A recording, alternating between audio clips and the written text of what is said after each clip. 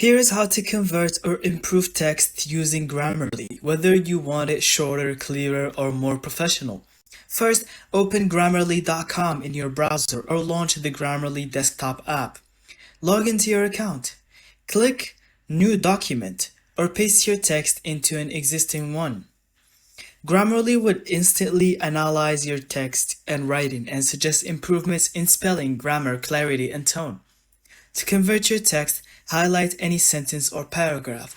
You'll see suggestions like rewrite for clarity, shorten or expand, make it more formal or friendly. Click on a suggestion to apply it. If you don't like it, hit undo or try another alternative. You can also click the green light bulb icons to access Grammarly Go. The AI assistant. Ask it things like make this more persuasive or convert to a business email. Once you're happy with the changes, click copy or download to use your improved text anywhere. And that's how to convert and enhance writing with Grammarly, fast, smart, and completely personalized. Thank you so much for watching. I hope you found this video helpful. Don't forget to leave us your thoughts in the comments.